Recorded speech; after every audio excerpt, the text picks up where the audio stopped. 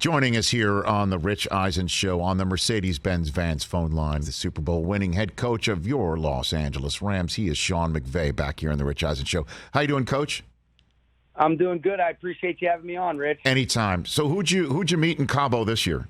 What do you got for me on that? I didn't meet too many people in Cabo. Nobody quite as interesting as Stafford. There was a lot of friendly people. Okay. But it was more of a relaxing getaway that Veronica and I enjoyed, but certainly wasn't as eventful as the last time. Well, because you weren't there in January this time, right? Like, that's it. That's exactly right. Touche to you on that one, Rich. I'll take a mid-February break right after the season ends all day, every day. That's right. It's a totally different set of circumstances. It's a totally set of, 6 weeks later makes a big, huge difference. And so I guess you didn't meet Bobby Wagner down there, no Allen Robinson in Mexico. This is just straight up, let's talk. That's it, right? No, you know what's funny, though? I did actually run into Bobby Wagner prior to him leaving the Seahawks at Wally's in Beverly Hills with a couple. I was with Raheem Morris and Chris Shula, and we ran into him and DK Metcalf, and I said, hey, maybe this means something, and what do you know? Now he's a Ram. Not tampering, though. I was not tampering. Just said hello. How you doing? Just two guys sharing some charcuterie and some looking for wine. That's it. That's all you're doing. Just getting some meats and wines and cheese. Okay. That's the way it works. I got to tell you, when I heard Wagner going to the Rams, I'm like, get out of here. You've got to be kidding me. I mean, how jacked are you that he's on this team right now? I really am. And the more that you're around him, Rich, the more that you appreciate and love the guy, because he's a pro's pro in every sense of the word. Obviously, going against him, you know what a great player he is. But I just have always loved the way he's carried himself, what he's represented for not only the community of Seattle, but just in terms of the NFL. You talk about a guy that represents the Shield the right way as a leader, as a man. And to be able to add him, especially with a lot of the great leaders that we lost from last year's team, I don't think you can say enough about the influence, the impact that he's going to have. Love the guy. He's got a great look in his eye every day coming into the meetings, and he's going to be a big part of what we do defensively next year, without a doubt. I mean, when I first heard that it was possible that he would join the Rams, I had two thoughts. One is, like, does Les ever sleep? Okay, and is there ever a door he's not willing to just try and just knock on and see if it's going to work? That's number one. And then number two, I was hearing people saying, I don't know if that's a fit. I just get out of here. Like, he fits anywhere. Like that. Let McVay and his staff worry about the fit. That was my thought. My two thoughts on that. I couldn't agree more. I think the best thing about Les, as you know, Rich, and why we've had such a good relationship and rapport is hey, we're gonna do what we think is in the best interest of our team, and we're going to be aggressive in those moves, but never reckless. And I do think it certainly helps. Being in L.A., it's a great place to be. People want to be out here, but then our players, to get a chance to play with Aaron Donald, Jalen Ramsey, knowing that Matthew Stafford and Cooper Kupp are on the offensive side of the ball. You add Allen Robinson to the mix with Van, and there's a lot of good things going on because of our players and because of the location, and we've certainly have taken advantage of that without a doubt.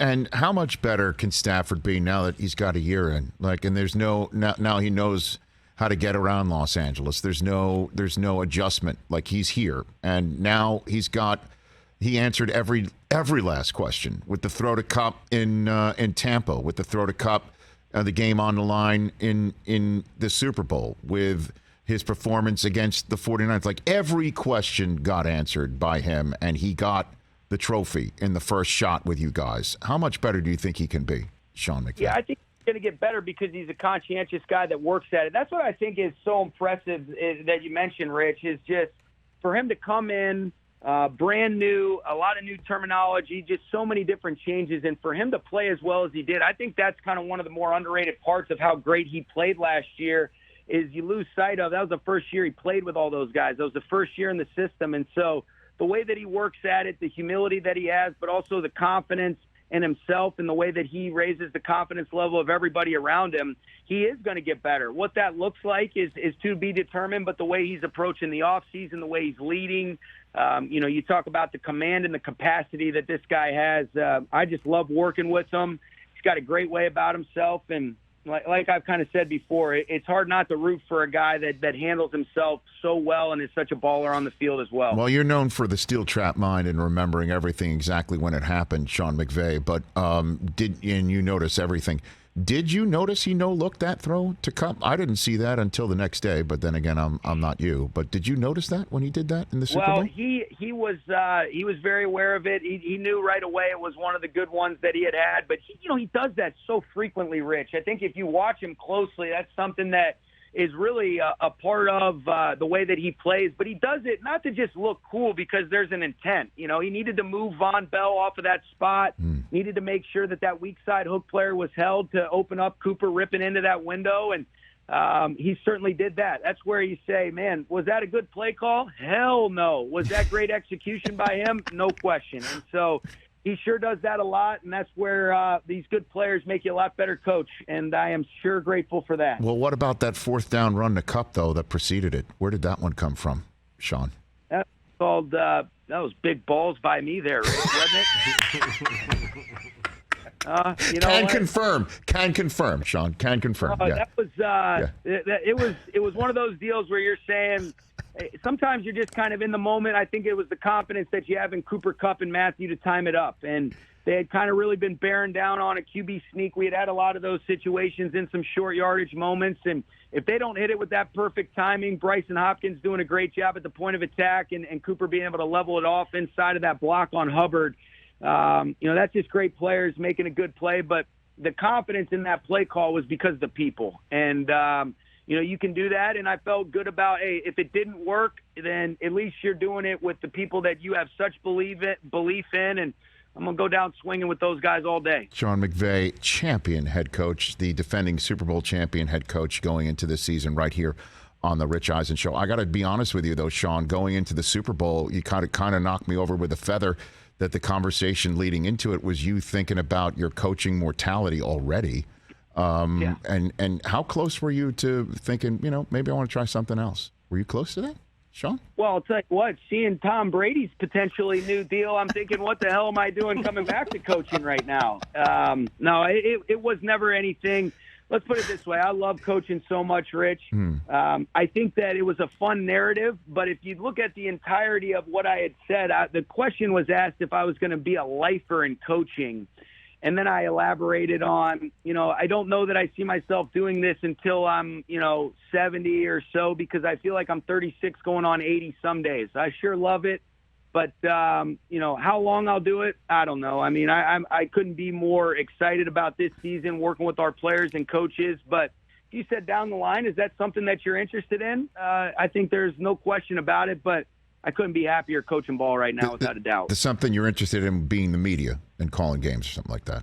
Coming and hanging out with you a little bit more. And, all right. What do you think about that? I mean, it's been about 2 years since I even get invited for a phone call with you. So the least I could do is maybe come hang in studio sometime. Wow. Shots being fired and they're, but it's inaccurate. I would hope if you join the media, you'd be a little more accurate. But it doesn't even tell me when you call. Well, what is the grind, though? Like, what is your grind? Because it looks effortless, to be very honest with you, and your energy seems to never wane. But what is the coaching grind that you might already be sensing right now? No, you know what? It's not even the coaching grind, Rich. I think it's just at some point down the line, there's other interests that you might potentially have. If I was to put a timeline on it, I am nowhere close to not wanting to coach football. Are there times during the season where you get busy and you feel a little bit worn out? There is no doubt about it. But being around these players, these coaches every single day, getting out on the field with them in phase 2 of the off-season program, you are quickly reminded why you love it so much. I think it's more of my own problem where, your mind's always racing. You want to try to do such a good job for these players and want to make sure that everything's buttoned up. And there's a lot of things that are out of your control. And I think part of it is just maturing and being able to take things in stride a little bit better when they don't go the way you want, being able to have the balance and continuing to surround yourself with people that you can really lean on, and feel like it's been, definite progression over these 5 years. And you're always looking back and trying to learn. But I can honestly say this, and the people that have been around me, I think, would agree with it. And this is not just because we were able to finish the season the way we wanted to. Prior to the playoff run and all those kind of things, I was more at peace, more still, more present than what I've been, more enjoyable, and just having an appreciation for, the journey and being able to do what you do, probably more so than I had been in the last few years. And then I think it leads to being able to just be a little bit more fulfilled day in and day out when you realize you're doing this for other people. And that purpose gives you a passion that I think is more sustainable over time. Sean McVay here on the Rich Eisen Show, Super Bowl winning head coach of the Los Angeles Rams.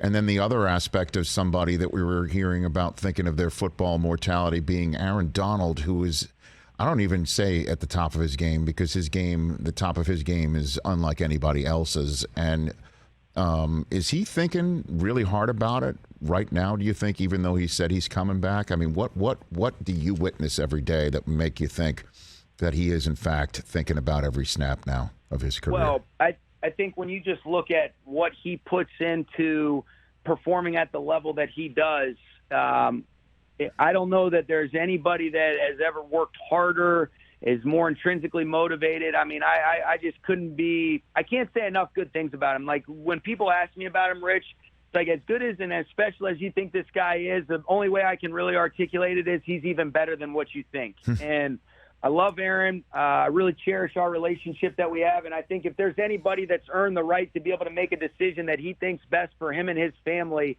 after as an accomplished 8-year career, it certainly would be him. Now, I sure hope that means he still wants to continue to play and continue to play at a high level where he's leading and doing his thing. And that's the understanding that I have. But I think more than anything, I'm just appreciative to be able to work with him and getting a chance to coach guys like him. He has changed my life for all the better, and I sure love Aaron Donald, just like all the Rams fans and all his teammates do. No, and I know I'm leaving out a lot of teammates when I say what I'm about to say, Sean, and a lot of great players. And if you could name like an all-star team or an all-pro team for just using NFC West players from the last 10 years, you would have to put Aaron Donald up front, and then Bobby Wagner in the middle, and maybe Jalen Ramsey in the back, and you've got all three of them. And the only word I can think of is stupid for that. That's insane. What's the words you use when you're going to see those guys out there playing defense? I mean, just pure joy. I mean, I just love it. I mean, getting a chance to work with those guys on all three levels, and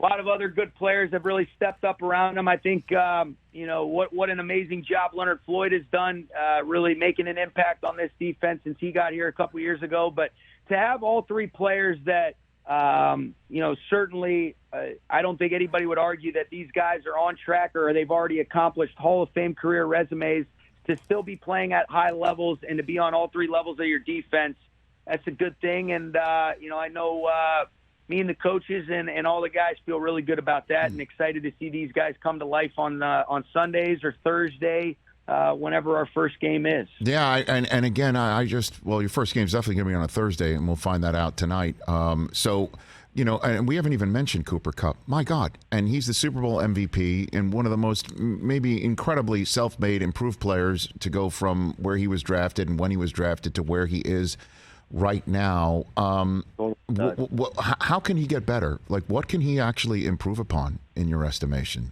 Sean? I think the best about all these guys you're talking about, Rich, and I think this is with anybody that's great at their craft, complacency never sets in. I do believe Cooper Kupp's going to play better next year. Now, whether or not the stats reflect that is a totally different conversation, but the consistency at which he plays, the way that he'll continue to perfect his craft of running routes, being a part of the blocking surface, helping mentor guys in his group, or really just his teammates continuing to lead at a higher level. He is going to get better because he works at it the right way, and he's wired physically and mentally the right way. He's such a stud, and I really think all these guys, whether you're talking about Matthew, you're talking about Aaron, you're talking about Cooper Kupp, you're talking about the Bobby Wagners. I mean, that's what it's about, Rich, and that's why, for me, getting a chance to work with these players is so fulfilling, and you just want to help them out in any way you can, and to be around them on a daily basis. They make me a better coach, and it sure makes it fun to be working with the Rams right now, that's for sure. Last two. Is Odell still on your radar screen, Sean? Oh, of course. I really want Odell back on our team. He's a guy that in a short amount of time we were able to develop a really special relationship. I thought he brought a great spark to our team. I thought he played really well. He's a great teammate. We all know what a charisma and a presence that he has, but he is truly a great teammate, made so many impactful plays. It was a shame to see him go down in that game, but, man, he sure still made an impact with those 2 catches that he did have. And without a doubt, want to get Odell back here. And, that's the goal, and continuing to work towards a solution of him re-signing with the Rams. And then how do you avoid whatever doldrums happen with a championship team that we see frequently? I mean, this is the first time out, not your first rodeo playing in a Super Bowl, but it's the first one following up a win. What is your challenge, and how are you approaching that to make sure the Rams do it again, Sean? Yeah, I think the first thing is that you understand that what we did last year will have nothing to do with the things that we do this year. Last year was last year. It'll always be a special season, something that you cherish and you never take for granted, but that won't win us any games. If anything, it makes it that much more difficult. I've heard it said before, and I think it's so true. If you want to try to stay on top, you have to remember that success is the greatest enemy of future success. And the people that have performed consistently at a high level, they don't let that complacency set in. And I do feel good about the leadership that we have, but we have to just be totally and completely present. We'll use last year as a chance to draw some confidence, but understand that won't do anything for us as we move forward and try to have a great off-season program and then start stacking blocks the right way when we report to training camp on the 23rd of July. Well, normally I don't need to normally I would ask, I guess, somebody who's about to, get married if you and Veronica got that thing I got off the Tiffany registry for you, but you were holding it up in February. So I'm glad you got that from my wife and I. Normally I don't see that on a registry, but I wanted to get that for you, Sean. I love it. Well, hey, I appreciate you having me on. It's always a great time, and you're the man, Rich. Right here in person next time. I know you're all the way up there. You see, now I know you're totally acclimated to Los Angeles life. You're not coming down the 405 all the way down here. I get it. You're all the way up there. You know what? That's it. I can appreciate your consideration for me. That's a thoughtful guy right there. I'll see you in person soon, hopefully, Sean. Thanks for the call, man. Okay. Thanks, Rich. Head coach of the Super Bowl champion Los Angeles Rams, Sean McVay, here on The Rich Eisen Show. Hey, you watched all the way to the end. Thanks for that. Watch more right here.